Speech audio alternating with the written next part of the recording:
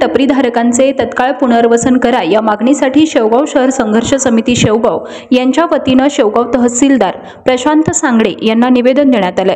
यावेळी शेवगाव शहर संघर्ष समितीच्या वतीने दिलेल्या निवेदनात म्हटलंय की शेवगाव शहरातील टपरीधारकांचा गेली 60 ते 70 वर्षाचा इतिहास असून सदर टपरीधारकांचे अतिक्रमण काढल्याने टपरीधारकांवर उपासमारीची वेळ आलेली आहे।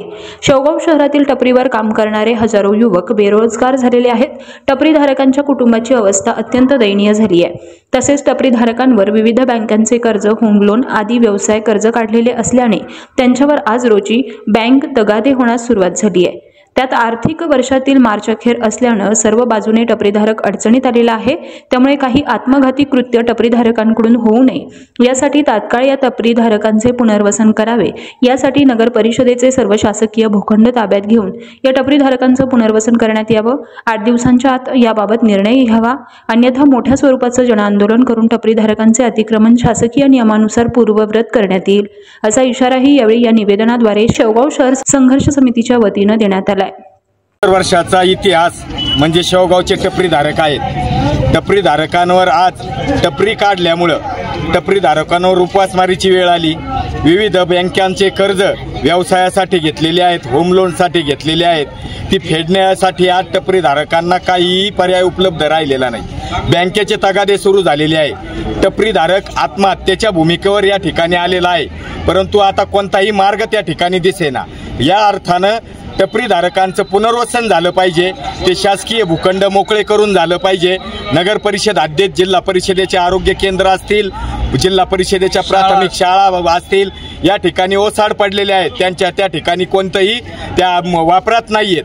त्या ठिकाणी या टपरीधारकांचं पुनर्वसन केलं पाहिजे। या ठिकाणी शेवगाव शहरातील कोरोनेशन हॉल असेल, जिल्हा परिषद प्राथमिक शाळा असेल, साबा उपविभागाचं जुनं ऑफिस असेल, त्याचबरोबर जिल्हा परिषदेचं प्राथमिक आरोग्य केंद्र असेल, या ठिकाणी सिनेमागृहासाठी सोडलेली जागा असेल, शेवगावात विविध विकासाच्या कामासाठी सोडलेल्या जागा असतील, त्या ठिकाणी देवस्थानाचे ट्रस्ट असतील, त्या ठिकाणी या टपरीधारकांचं पुनर्वसन करण्यात यावं।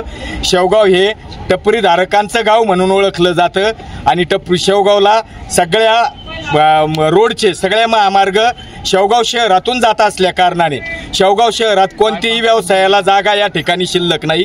या अगोदर 6 दिवस बाह्यवळण रस्त्यासाठी कम्युनिस्ट पार्टी असेल, टपरीधारक संघटना असेल, इतर गावकरी असतील, या सगळ्यांच्या वतीने 6 दिवस आमरण उपोषण करण्यात आलं होतं बाह्यवळण रस्त्यासाठी।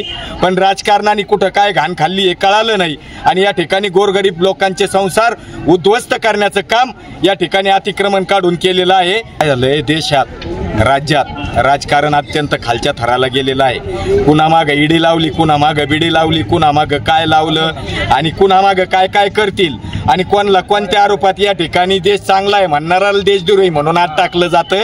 ही अशी परिस्थिती वास्तव आहे। त्या अनुषंगाने भीतीच्या वातावरणाने काही राजकीय हस्तक्षेप झालेला या ठिकाणी दिसत नाही। प्रतिनिधी रवींद्र उगल, मुगले, अहिल्यादेवी, शेवगाव।